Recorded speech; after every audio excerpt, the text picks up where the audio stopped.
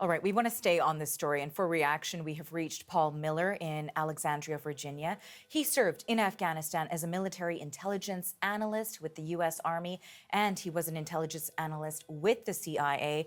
And then he served as director for Afghanistan and Pakistan on the National Security Council staff. Welcome to you, Paul. Thank you so much for joining us. Thanks for having me on the show.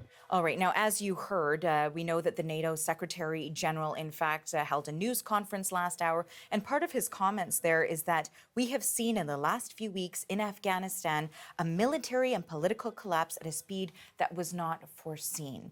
What's your assessment of those comments? Well, I think that everyone understood that as the international community withdrew, the Taliban would make gains, because we understood that the Afghan army was not quite ready yet to stand on its own without international support, particularly without air support.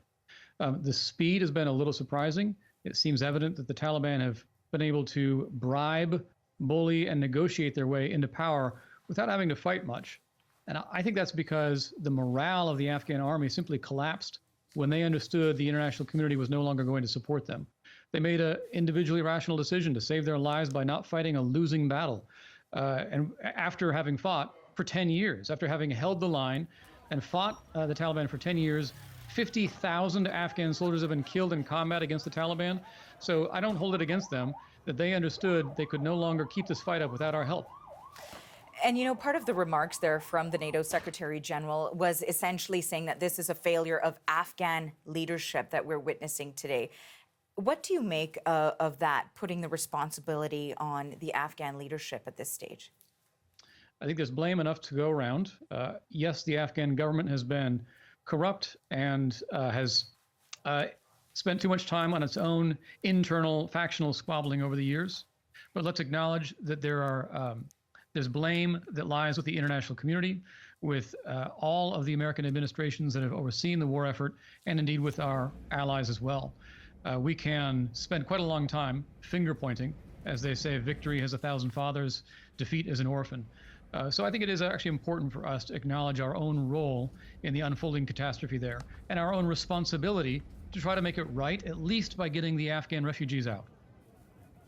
So I'm sure you were watching the U.S. president's remarks yesterday in regards to this, an acknowledgement that the buck stops at the U.S. president, but essentially, again, not entirely taking responsibility for the chaos and the volatile situation that we're seeing unfold in that country. What was your reaction to the remarks that we saw from the U.S. president yesterday? It seems to me that President Biden did a great job of accepting responsibility for the decision and no responsibility for the consequences. And I'm sorry, but he just can't have it both ways. He can't have his cake and eat it too. If he's going to own the decision, he owns the consequences, and that includes the scenes that unfolded in Kabul over the past few days, and it includes what's going to happen in Afghanistan in the coming months. We've already seen reports that the Taliban are going house by house, hunting for Afghan soldiers, human rights activists, religious minorities, and they are executing those who collaborated with the international coalition. And I think that President Biden has to own his role in allowing this catastrophe to unfold. And you know, what you're describing seems very in contrast to the message that we appear to be getting from the Taliban, saying that they have declared an amnesty across Afghanistan and they're urging women to join the government. Do you believe that those sort of promises will be kept? Certainly, we've heard a lot about actions and words. Do you think there will be a reflection of the words we're seeing? I think the Taliban are very good, better than they used to be at propaganda and spinning the international media. I think that for the next couple of months, they will give the right talking points to the international media, and they may try to appear moderate until the international spotlight is off of them. But you give it about 6 months or maybe a year, and I think the Taliban will show us their true colors, that they have not changed. They still have the same ideology, the same theology, and they will not respect women's rights. They will not respect religious freedom, and they are likely to at least tacitly allow the reestablishment of safe haven by international terrorist groups. I think the Taliban have not changed. We're going to see the same level of barbarism and tyranny that we saw 25 years ago. And to that very point, again, we heard from the NATO Secretary General that they were concerned about international terrorism when it came to the Taliban taking over Afghanistan. What do you see on that front with the resurgence potentially of more terrorist activity? Yes, as I just said, I do believe that international terrorist groups, Al Qaeda, Islamic State, perhaps the Pakistani Taliban, and other groups will be able to establish at least a tacit safe haven. Perhaps the Taliban will ask these groups to be a little quieter than they were before 2001, so as not to bring down international isolation, sanctions, or airstrikes. But the safe haven will be there. You have to understand, for the past 20 years, we haven't had a terrorist attack emanating from this region, in part because the militants were on the run. They were in hiding from our airstrikes and our special forces. Now they're not in hiding. Now they have space and time to breathe, space and time to plan, recruit, train, and fundraise.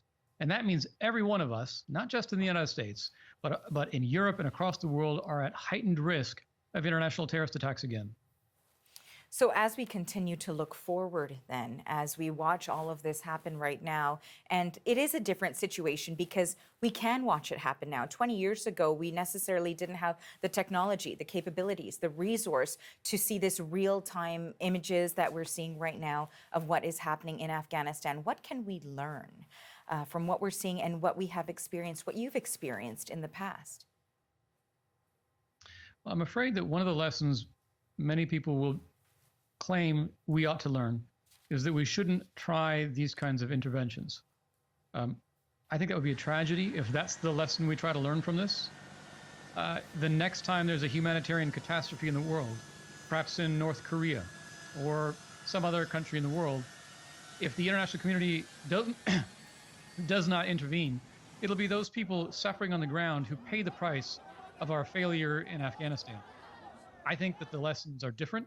I think if we choose to intervene, that we surge from day one, that we do not pretend to put deadlines or withdraw timetables on it, and that we listen to the leaders on the ground to what they need. We never actually resourced this mission at the level required for success. There are many lessons. We're going to be debating this for decades, but I'm afraid we may learn the wrong ones. All right. Well, we very much appreciate your time and your insights on this important issue. Thank you so much, Paul. That is Paul Miller. He joined us from Alexandria, Virginia. Thank you.